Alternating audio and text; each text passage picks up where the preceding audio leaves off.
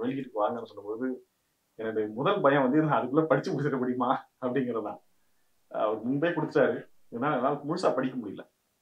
அது படித்த வரைக்கும் ரொம்ப வியந்து இன்னொரு விஷயம், நம்ம லேட்டா பேசுறதுல இருக்கக்கூடிய இன்னொரு விஷயம் தான், நம்ம சொல்லணும்னு நினைக்கிற விஷயங்களை எல்லாரும் முன்கூட்டியே பேசிட்டு போயிடுறாங்கிறதா. கடற்கரை சொன்னது போல நான் ரொம்ப வியந்தது வந்து ரொம்ப ஹைப்பர் லிங்க் ஸ்டைல்ல எழுதுனது. ஒன்றை தொட்டு இன்னொன்று, அதை தொட்டு இன்னொன்றுன்னு. என்னுடைய இந்த குணம் வந்து அது தமிழ்ல இருக்கான்னு தெரியல. என்னுடைய தமிழ் ஆசிரியர்கள் அத்தனை பேரும் அப்படிதான் இருந்திருக்காங்க. எனக்கு 4 தமிழ் ஆசிரியர்கள் ரொம்ப சிறப்பான மனிதர்கள். ஓரளவுக்கு வாழ்க்கையில நல்லா இருக்கிறதுக்கு அந்த 4 பேர் காரணம். நான் அவர்கள் பேரை சொல்ல விரும்புறேன். நான் சாந்தோம்ல படித்தேன், சாந்தோம் ஹையர் செகண்டரி ஸ்கூல்ல. ஐயா திரு பழனிவேல், அப்புறம் ஐயா திரு ராயப்பன், அப்புறம் ஐயா திரு சோமசுந்தரம், அப்புறமா தண்டமிழ் பண்டல் சுவாமிநாதன் அப்படின்னு 4 பேர் எனக்கு தமிழ் சொல்லி கொடுத்தாங்க. இவர்கள் என்னைக்குமே மற்ற ஆசிரியர்கள் வந்து, ஆங்கில ஆசிரியர் வந்து ஆங்கிலம் சொல்லிக் கொடுப்பார், கணித ஆசிரியர் கணிதம் சொல்லிக் கொடுப்பார், வேதியியல் ஆசிரியர் இயற்பியல் ஆசிரியர்கள் அவங்களுடைய சப்ஜெக்ட் சொல்லிக் கொடுக்குறாங்க. ஆனா தமிழ் ஆசிரியர்கள் மட்டும்தான் தமிழும் வாழ்வியலும் மனிதர்களும் மனித மனங்களும் இப்படின்னு ஒன்றை தொட்டு வந்து சொல்லிக்கிட்டே இருக்கிறாங்க. என்னுடைய ராயப்பன் அப்படிங்கிற என்னுடைய ஆசிரியர் வந்து சிலப்பதிகாரம் சொல்லிக் கொடுக்க போய் அங்கிருந்து மணிமேகலை பத்தி சொல்லி, அது பாடப்புத்தகத்துல அப்ப அந்த வருஷத்துக்கு இல்லை, ஆனா அதை பத்தி சொல்லி, அங்கிருந்து ஆபுத்திரன் கதைக்கு போயிட்டு ஆபுத்திரன் கை அமுதசுரபி கதையை சொல்ல போய் அங்கிருந்து பார்ப்பார் அகத்திலே பார்ப்போசு 5 ஒரு பாட்டு ஒண்ணு இருக்கு, அதை சொல்லி, அதுக்கப்புறமா அந்த பாட்டில் இருந்து பிணத்தின் மீது போற்றப்பட்ட ஆடை தூய்மையானது, எச்சில் தூய்மையானது, வாந்தி தூய்மையானது, இப்படி ஒரு பாட்டை சொல்லி, அது ஒரு விடுகதையை சொல்லி இது என்ன அப்படின்னு கேட்டு, இப்படி எங்களை வந்து லேட்டரல் திங்கிங் அதுக்கு பழக்கினவங்க நம்முடைய தமிழ் ஆசிரியர்கள். அப்படி இந்த புத்தகம் வந்து ஒன்றை தொட்டு ஒன்றுன்னு விரிந்துகிட்டே போகுது. இதுல இங்கே பலரும் குறிப்பிட்டது போல ஒரு 5 பேஜுக்குள்ள கிட்டத்தட்ட ஒரு 10 எழுத்தாளர்கள் பத்தி அவர்கள் எழுதிய பாடல்கள் பத்தி வருது. நான் வந்து குறிப்பெல்லாம் எடுத்துக்கிட்டு ரொம்ப மெல்ல படிக்கிற ஒரு சுமாரான அறிவு இருக்கிற பையன் தான். அதனால நான் எடுத்து படிக்க ட்ரை பண்றேன். மிக அடர்த்தியாக இருக்கு. ஆனால் என்னுடைய விருப்பம் வந்து இதை படிச்சு முடிச்சிடணும் அப்படிங்கிறதும். எப்பொழுதுமே இதுல நான் இன்னொரு விஷயம் சொல்ல வந்தது என்னன்னா, இவ்வளவு பேரை இவர் எப்ப படிச்சிருப்பாரு.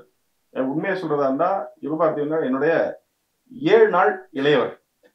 ஆனா என்னுடைய 7 நாள் இளமையா இருந்து அவர் வந்து ஒரு 14 கட்டுரை நூல்கள் எழுதி, 10 கவிதை தொகுப்பு எழுதி, 2000 திரைப்பாடல்கள் எழுதி, இவ்வளவும் எப்படி இதை தவிர இதெல்லாம் வேற படிச்சிருக்காரு.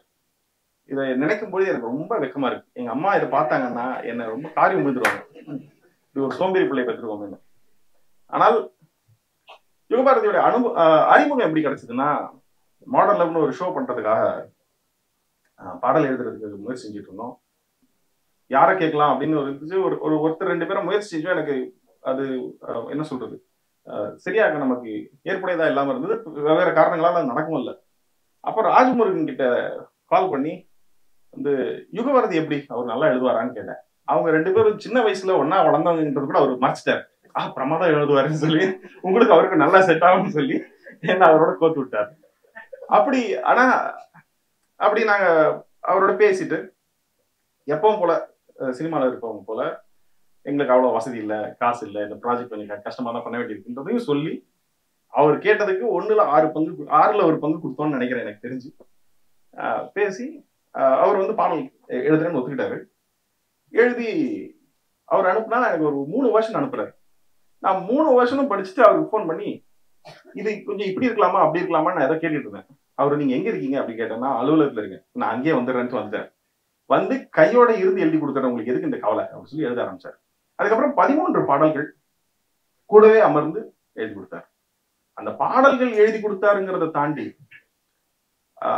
அவர் கூட நான் பேசிய அந்த பேச்சுக்கள், அந்த பேச்சின் போது அவர் வந்து எப்படி வந்து தயக்கத்தோட இருக்கிற ஒரு இளைஞனை நண்பன் உந்தி தள்ளி போய் அந்த பொண்ணுகிட்ட பேசு அப்படின்னு சொல்லி, இப்ப பேசலாம் எப்ப பேச போற அப்படின்னு சொல்லி உந்துவார்களோ, அப்படி இவர் என்னை உந்தி தள்ளி இளையராஜாவிடம் போய் பணியாற்ற அல்லது சேர்ந்து பணியாற்றும்படி என்னை உந்தி தள்ளியவர். அதுல முக்கியமானவர் முதன்மையானவர் மிஷ்கின். அவர் முதல்ல இருந்து என்ன புஷ் பண்ணிட்டு இருக்காரு. ஆனா இவரும் வந்து என்ன அந்த கடைசி புஷ் இவர் தான். நீங்க போய் பண்ணுங்க, நான் ஒர்க் பண்ணிருக்கேன், நானும் கூட வரேன், உங்களுக்கு எல்லாம் நல்லபடியா நடத்தி தரலாம் அப்படின்னு சொல்லி வந்தாரு. அது அதுக்கப்புறம் மிகப்பெரிய அனுபவமா இருந்துச்சு. அதுக்கு நான் இந்த நேரத்தில் அதுக்கு நான் நன்றி சொல்லணும்னு நினைக்கிறேன். நான் சொன்னது போல நான் வந்து பாலகிருஷ்ணன் ஐயாவுடைய பேச்சுக்களை பத்தி நான் கேட்டு ரொம்ப இன்ஸ்பயர் ஆயிருக்கேன். கருப்பணிப்புன்னு சொல்ல வேண்டியதே இல்லை. அவர் வந்து ஒரு கமர்ஷியலான ஒரு பயங்கரமான ஸ்பீக்கர், ஒரு மாசா பேசுவாரு. இப்படி ஐயா திரு கோவேல்சாமியினுடைய பேச்சு எனக்கு ரொம்ப உத்வேகப்படுத்துது. ஒரு சினிமாக்காரர்கள் என்ன பண்ணலாம், என்ன பொறுப்பு இருக்குங்கிறத திருப்பி ஒரு தடவை நினைவுபடுத்துறது. இப்படி ஒரு லாலா கடையில இருக்கக்கூடிய ஈக்கு கை காலெல்லாம் ஈக்கு ஓட்டிக்கிற மாதிரி இங்க வந்து நான் வந்து இந்த உணர்வை என் மேல பூசிக்கிட்டேன். ரொம்ப மகிழ்ச்சியா இருக்கு எனக்கு. ஆனா உண்மையை சொல்ற மாதிரி தமிழ்ல ஆழங்கால் பட்டவர்கள்லாம் இருக்கிற இடத்துல நான் வந்து கரையில நின்று கால் நினைப்பவர்கள் அப்படி உறக்க பேசும்போது தூரத்துல இருந்து கேட்ட ஒரு சிறுவன் போலதான் நான் இருக்கிறேன். எனக்கு இது வந்து ரொம்ப அதிகமா தெரியாததா இருக்கேன். இந்த புத்தகத்துல அவங்க சொன்ன நிறைய குறிப்புகள் இருந்தாலும் இவங்க சொன்னது போக மிச்சம் இருக்கு. ஏன்னா நம்ம மற்றதெல்லாம் குறிப்பெடுத்தது எதுவுமே பலன் இல்லை. ஆனா இவங்க குறித்தது சொன்னது போல அதை தவிர என்னன்னா, ஒரு கவிஞனாக இருக்க போய் இவர் என்ன பண்றாருன்னா, இந்த இந்த எழுத்துக்கு நடுவுல சில ரொம்ப அழகான வரிகள் இருக்கு. காற்றாலை புழுதியில் காணாமல் கிடக்கின்ற ரத்தினங்கள் அப்படின்னு சொல்லி ஒரு வார்த்தை சொல்றாரு. இந்த மாதிரியான சொற்றொடர்கள் மெல்ல தலைவருடி மேலான ஆறுதலை நல்கும். இப்படி ஒரு சொற்றொடர்.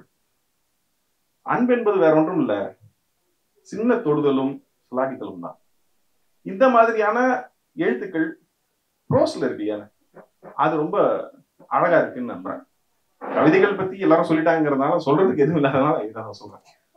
இது தவிர நான் இந்த புத்தகத்தை எப்படி இவர் வந்து என்ன இளையராஜாவோட முந்தி தள்ளினாரோ அதே போல எனக்கு எப்போதும் தமிழை வந்து முறையா கத்துக்கணும், நல்ல முறையில கத்துக்கணும், அதாவது ஆழமா கத்துக்கணும்னு ஆர்வம் எப்போ இருந்திருக்கு.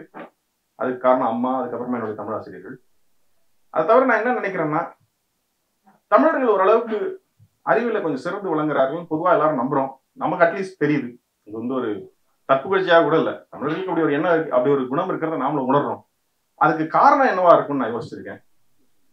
அதாவது தமிழ்ல வந்து இப்போ யானைன்னு ஒரு சொல்லுக்கு வந்து வேழம், கரி, களிறு, பெண் யானைக்கு பிடி, இப்படின்னு இவ்வளவு சொற்கள் இருக்கு. ஒரு வாக்கியத்தை கட்டமைக்கணும்னா பல விதமாக கட்டமைக்கலாம். இப்போ இது மாதிரி ரொம்ப நுணுக்கமா சிந்திக்கிற திறன் இருக்கு இல்லைங்களா, அது சிந்திக்கிற தேவையை இந்த மொழி ஏற்படுத்தி தருதுன்னு நான் நம்புறேன். மற்ற மொழிகள்ல இவ்வளவு நுணுக்கம் இருக்கான்னு எனக்கு தெரியல. ரொம்ப மொழிகள் தெரியலன்னாலும் மற்ற மொழிகள் ஓரளவுக்கு நேரடியா இருக்கிறதா நினைக்கிறேன். இது வந்து இவ்வளவு அடர்த்தியாகவும் இவ்வளவு வெரைட்டி இருக்கிறதுனால இதுல நாம ஒரு பெர்மிட்டேஷன் காம்பினேஷன் போட்டு பேசணும், அதை ப்ரிசைஸா கம்யூனிகேட் பண்ணணுங்கிற இந்த ஆர்வம் இருக்கிறதுனால நாம இயல்பிலேயே கொஞ்சம் ஷார்ப்பா இருக்கோமோ அப்படின்னு நான் நினைக்கிறேன்.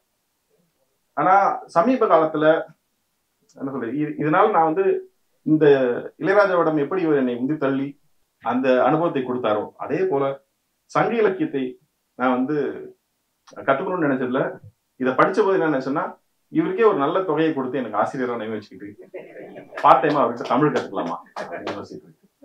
ஏன் அப்படின்னா, நமக்கு வந்து இந்த நேரத்தில் தமிழ் சொல்லிக் கொடுக்குறவர்கள் யார் ஆயிட்டாங்கன்னா, இது தமிழ்நாடா இல்ல தமிழகமான்னு சொல்லிக் கொடுக்குறவர் நமக்கு தமிழ் சொல்லிக் கொடுக்குறாரு. திருக்குறள் என்ன இருக்குன்றது அவரு தான் சொல்லித் தர்றாரு. அப்படிப்பட்ட தமிழாசிரியர்கள்கிட்ட இப்படிப்பட்ட தமிழாசிரியர்கள் தான் பெட்டர்னு நினைக்கிறேன். அந்த என்ன சொல்றது, அந்த பயணத்துல நான் மட்டும் இல்ல, நிறைய பேர் தமிழ் கத்துக்கணும்னு ஆர்வமா இருக்காங்க. எனக்கு இணையா அல்லது என்னோட கூட அதிகமா தமிழ் கத்துக்கிட்டே தீர்வேன்னு ரொம்ப நாளா ஒருத்தர் சொல்லிட்டு இருக்காரு. அவர் வந்து தமிழ் கத்துக்கணும்னு, எனக்கு தமிழரா பிறக்கல, ஆனா தமிழ் கத்துக்கணும்னு ஆர்வமா இருக்கு, கத்துக்கிட்டே தீர்வேன்னு சொல்லி அவர் இருக்காரு. அவர் நல்லவர் தான், அவருக்கு படிக்கிறதுக்கு நேரம் இல்லை. ஆனால் இந்த தேர்தல் அவருக்கு அந்த ஓய்வை கொடுத்து தமிழை கற்றுக் கொடுக்கும். நன்றி. இந்த வாய்ப்பு